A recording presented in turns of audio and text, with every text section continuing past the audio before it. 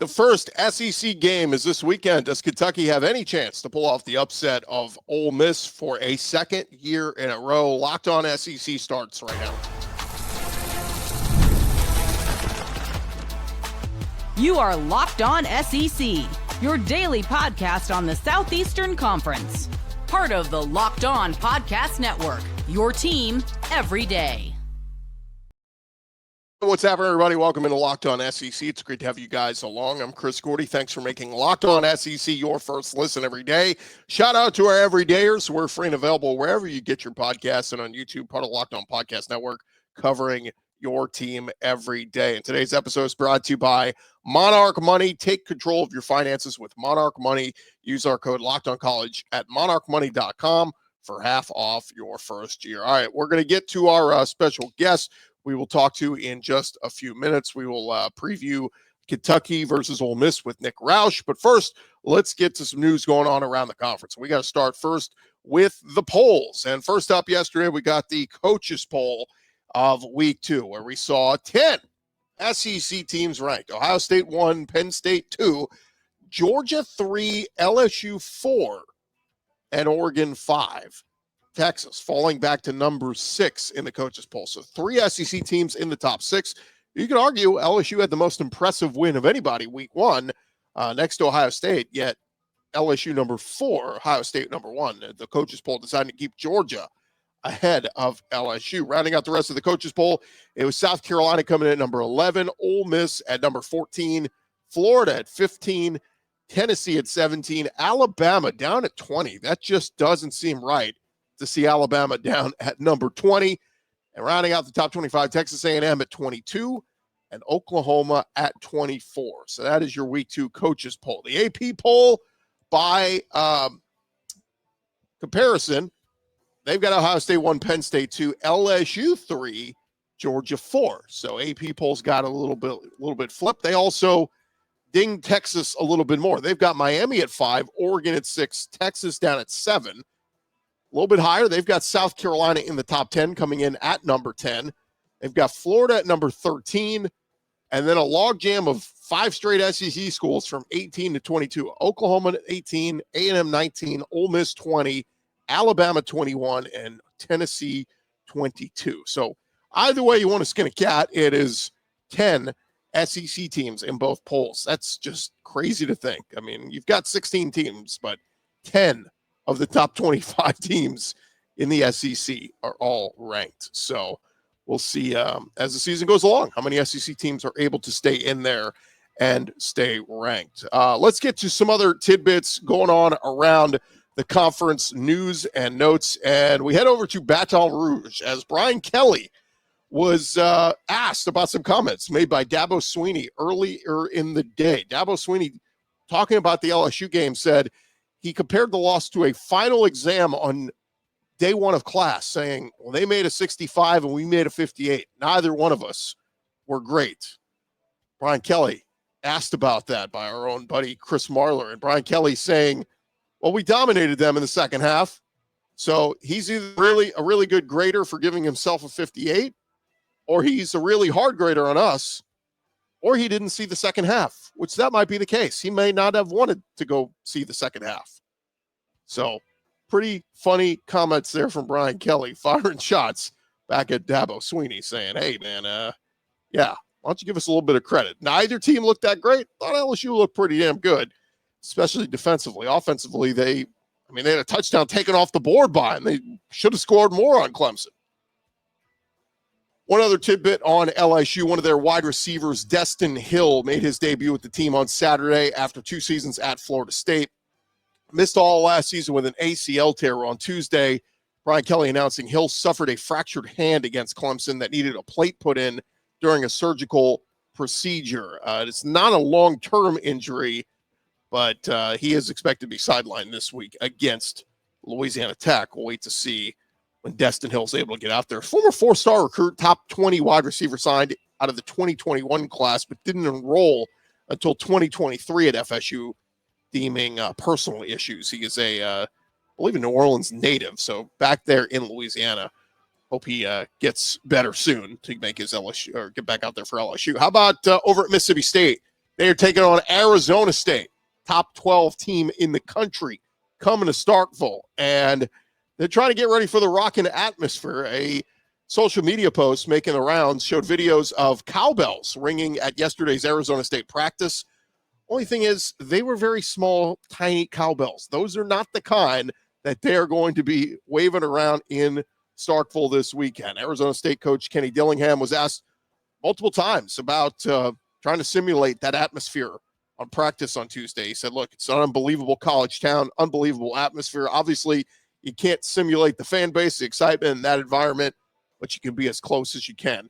Let me tell you, the video you can see out there is nowhere near the cowbells that they're going to be waving at Starkville this weekend. Over at Ole Miss, running back Kewan Lacey came up big this past week for the Ole Miss Rebels, getting that run game going, had a 42-yard touchdown run in the third quarter. On that run, Real Analytics clocked him at 20.5 miles per hour. That ranks the number 7 fastest run of week 1. So some speed there on Kewan Lacey, running back at Ole Miss. Excited to see more of what he's going to do as this season rolls along. See what if he does it against Kentucky this week. How about over at Mizzou? Their quarterback, Bo Pribula, talking about this enormous rivalry between Mizzou and Kansas. Mizzou has a 57, 54, and 9 all-time record against Kansas. So the Tigers claim bragging rights in the series, but they have not played since 2011, and the rivalry returns this year. Bo Pribula asked about it. He said, quote, I thought it was just a sports rivalry, but I guess it's not. This is a bigger deal. And Bo Pribula realizing that. Eli Drinkwitz talking about it a while back, saying, yeah, I think rivalries are a great thing for college athletics. This one goes back a long ways. The origin of our football name, the Tigers, is based off the militia that was formed to protect Columbia from people from Kansas and the Kansas area. Something that goes back a long way. That will be a 3:30 Eastern kickoff in Columbia on ESPN2 as the 2-0 Jayhawks and 1-0 Tigers hit the field for the first time since 2011. Meanwhile, over at Alabama, a lot of it's just been a lot of negativity around Alabama, and that kind of continues on as Heather Dinich was on ESPN's Get Up yesterday saying that, quote, Alabama could be a 5-loss team this year. She said these issues, and I don't know how Greg McElroy feels about this, but they're real because they got out-physicaled up front. That was the thing that was so surprising about it. When you get pushed around on the offensive and defensive lines up front, that is indicative of a bigger problem, I think. I just couldn't imagine if Alabama loses 5 games this year. One other note on Alabama, I saw A.J. McCarron was on the McCready and Siskey podcast, and he said, quote, you look at these other teams that have $40 to $50 million in NIL money. Alabama, and I know this for a fact, talking to multiple people in the program, Alabama is less than $20 million in their NIL. Peter Burns retweeted it and said, here's the reality. It's not just an Alabama thing. There are certain programs that thought NIL was, quote, beneath them, and their brand was bigger than the current market situation. A huge budget doesn't guarantee success, but there's a reason the Dodgers are always in the playoffs more than the Pirates. So pretty interesting take there from Peter Burns. One more note, I did see Vanderbilt, of course, they won that final year of eligibility for Diego Pavia. Well, a Commodores linebacker is at the forefront of a class action lawsuit trying to reshape the redshirt rule. According to Yahoo Sports, Vanderbilt linebacker Langston Patterson and other college athletes are suing the NCAA on the grounds that they should be allowed to play 5 full seasons over the span of 5 years if they so desire. Saying basically, look, I can enroll in school and be on a team for the whole year with a redshirt rule, but I can only play X amount of games. They're just saying, lift that rule. Say I can play a full 5 years. It'll be fascinating to see what happens here, man. We're gonna get some lifers in college football here real soon. Maybe another COVID year. We'll add 10 more years of eligibility to the guys. All right, that is all the news, latest news going on around the conference. When we return, we will preview Kentucky Ole Miss with our buddy Nick Roush from On 3. That's coming your way next. Hey, but first, Mazda crafts cars for those who choose to do more than simply move. They follow what moves them every day, every time they drive, and that's what makes Mazda stand out. They go beyond safety, style, and performance to deliver a driving experience that feels alive in every detail. Mazda offers more than safety. It's won more 2025 IIHS Top Safety Pick awards than anyone else. And as an athlete focuses on every detail, Mazda does the same, from metallic accents to hand-stitched Napa leather. They are getting it done. It is the small details that make the big plays. And just like there's more to every player, there's more to a Mazda vehicle. Mazda, move and be moved. We're along here, Locked On SEC, and join us now, our buddy Nick Roush from KSR and On3 Sports, our yearly visit. We normally sit down with him at SEC Media Days, but this year it was all weird and wonky. It was all spread out in Atlanta. We didn't get to sit down with him, but we get to sit with him down with him now, week 2 heading into the SEC season. Nick, how are you, man? I'm doing well. It's one of those things where I feel like you drink kind of from a fire hose. Labor Day weekend, it's just like, been dying to get to football, and football's finally here. And I'm coming up for air. I'm breathing, and now I'm kind of itching for more. I know we're gonna go 2 whole days without football before some more is back, but excited to get SEC play underway this weekend when Ole Miss comes to Lexington. Yeah, and it is cool that it's the only SEC game, right? It's the first conference game of the season. And, I at least like that both teams kind of got, I won't say a cupcake, because Toledo was a pretty formidable opponent for being one of the, lesser games. But, we'll see what Ole Miss, obviously they look pretty good. But give me a quick assessment of what you thought of Kentucky in week 1, because there were some positives. I thought they ran the ball well. I thought defense played pretty well. And then there were some not so positives. Quarterback play, Calzada, I thought left a lot to be desired. But what'd you make of week 1? It's one of those games where I'm kind of talking to the angel and the devil on my shoulders, just going back and forth. And I'm playing a game of ping pong with myself, really, because on the one hand, you look at the defense and you say, okay, well, we thought they were going to have a good pass rush and a good secondary. Second play of the game, Sam Green, the transfer from USC, pushes the tackle into the quarterback, throws an interception on his first attempt of the game. And you think, okay, that's great. You worried about the run defense. They had a former Ohio State and Kentucky running back at Toledo named Chip Trayanum, big bulldozer type. Say, okay, I didn't know if Kentucky could stop the run. Alex Afari is good, but can he fit the run in the A-gaps? And like 2 series in, he's meeting him in that hole at the line of scrimmage. Afari ends up with 13 tackles. I want to say they only had something like 30, 40 rushing yards, 59 rushing yards for Toledo. So for that defense to work, you needed to see exceptional run defense where they can get in those passing situations and create havoc. And that's what they did. So you're like, okay, that's a plus. But then the minus is kind of what we've been through a lot in the Mark Stoops era here in Lexington. It's the pass offense where the game starts and, okay, that's a nice throw on 3rd down where Zach Calzada's layering one into Jamori Macklin. But that was one of only 10 completions. They had a big chunk play overturned on review. And then after that, they just got all out of rhythm. Tried to throw it on a 3rd and 3. Calzada's pressured. It's a pick.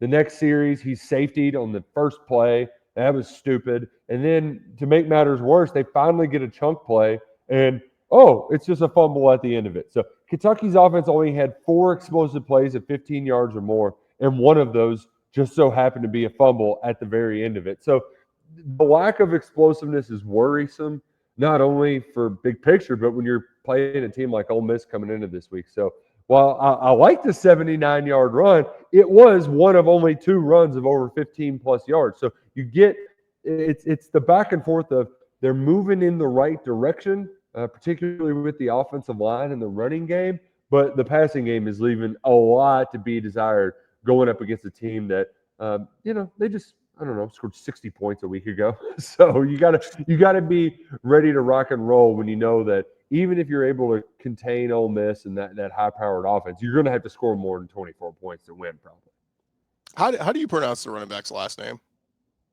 Dowdell.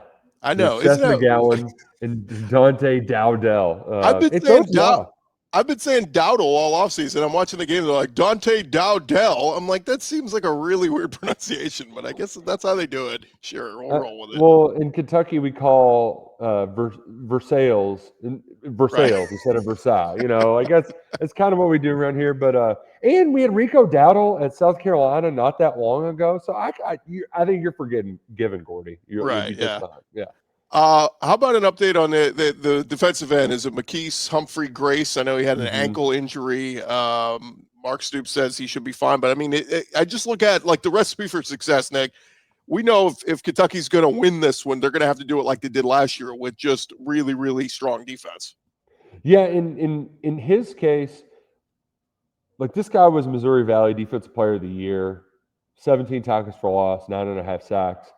And what Kentucky did, if you look across the board at the snap counts on defensive line, a lot of guys were getting reps. Like one position, it was almost split even. I think they were going to do that with Humphrey Grace and Gerard Smith until he got that ankle injury, which is like, it's one of those where, they'll probably test it game day.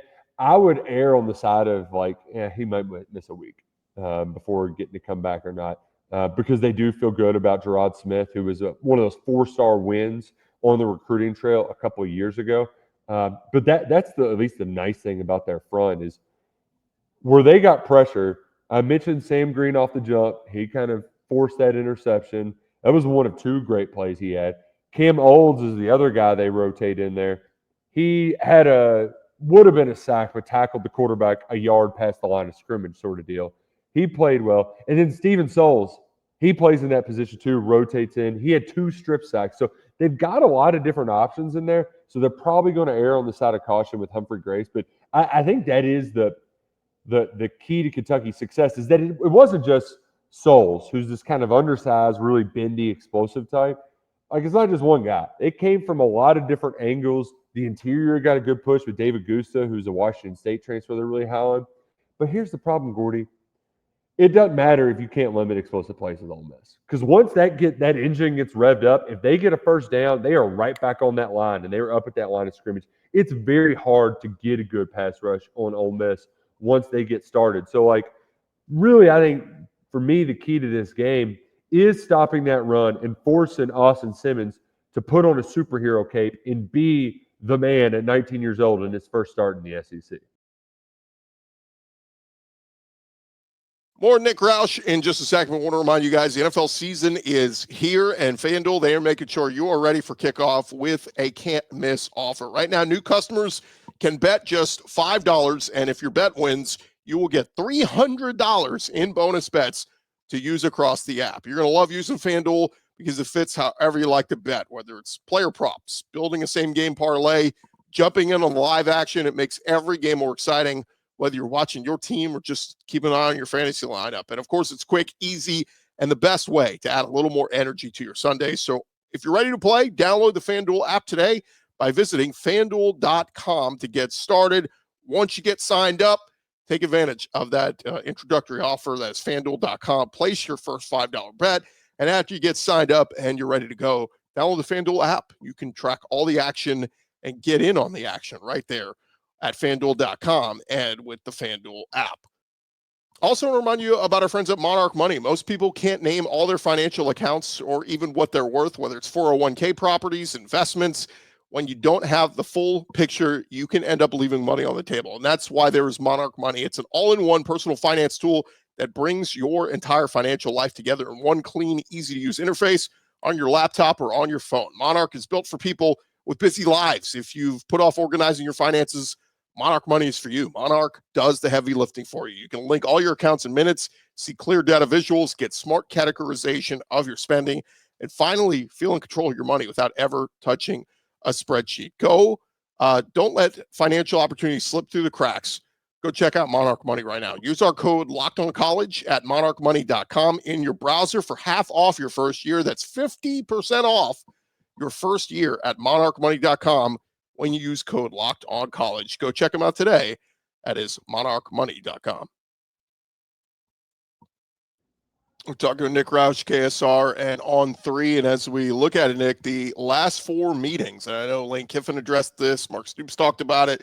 Last 4 meetings have all been close. The last meeting was 20-17 last year. Kentucky, of course, wins that one. Ole Miss wins it in 2023, 22-19, and then Ole Miss wins in overtime in 2020, and then, of course, 2017 was decided by 1 score. But as we look at it, I mean, it's crazy to think that I don't know what it is. Is Mark Stoops like he he knows how to play Georgia close, and he knows how to play Ole Miss close. The defense just steps up. Well, and you wouldn't think too. The styles contrast so much. You wouldn't think that it would be a good matchup, but I think part of it is that Kentucky plays a real zone heavy scheme.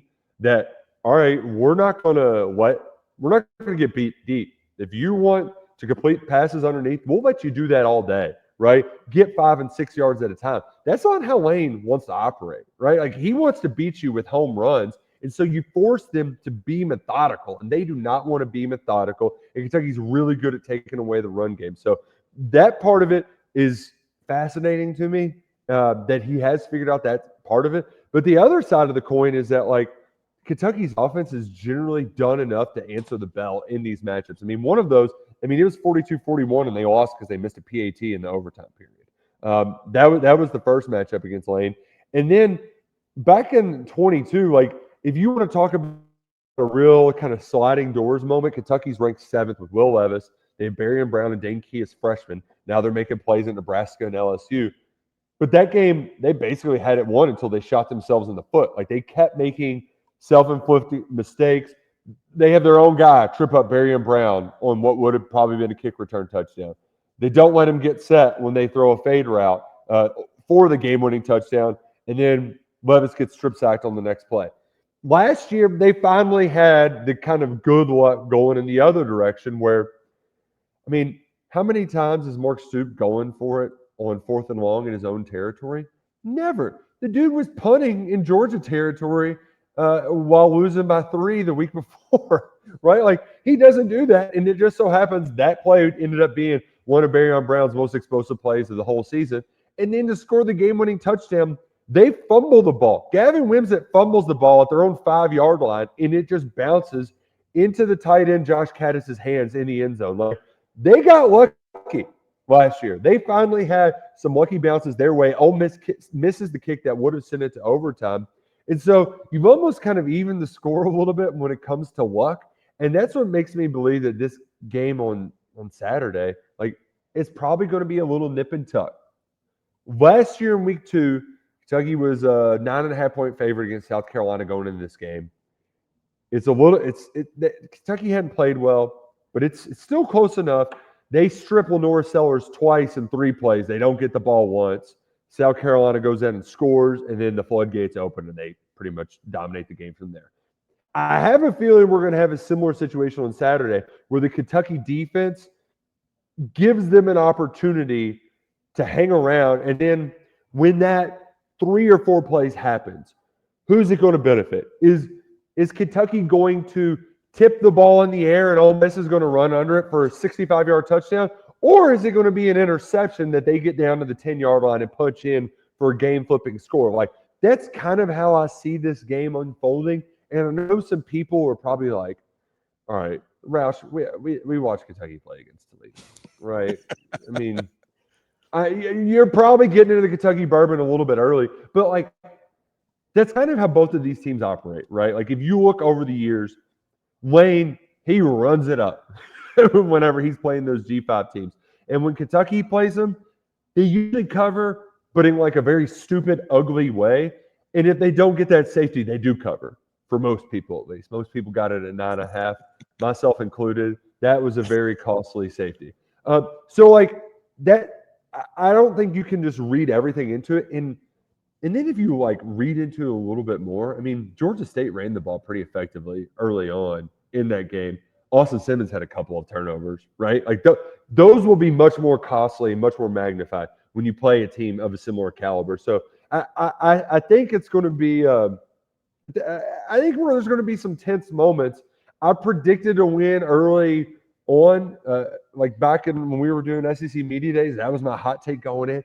Kentucky's going to beat Ole Miss again. I think if it happens again, there's going to be a lot of pissed off fans in the Magnolia State. Well, you mentioned, I mean, like, overreacting to week 1. I think last year we kind of overreacted to week 2. They get blown out by South Carolina. We're going, this team stinks. And then they play one of their best games of the season against Georgia, and albeit it's a 1-point loss, but still they played their butts off that week. So yeah, if we're going to overreact, well, they just barely got by Toledo. I think you could see a much more stronger effort. It's at home. The crowd's going to be fired up and all that. So I think you get a valiant effort. But is this almost one, Nick? I don't want to say like a must win, but like looking at the daunting stretch coming up with South Carolina, at Georgia, home for Texas, home for Tennessee, at Auburn, home for Florida. Like I look at those and go, and if you're going to steal one, this is the one to steal with Ole Miss with a new quarterback and all that. Well, particularly just it's kind of lame to use this word, but just the vibe around Kentucky football fans right now.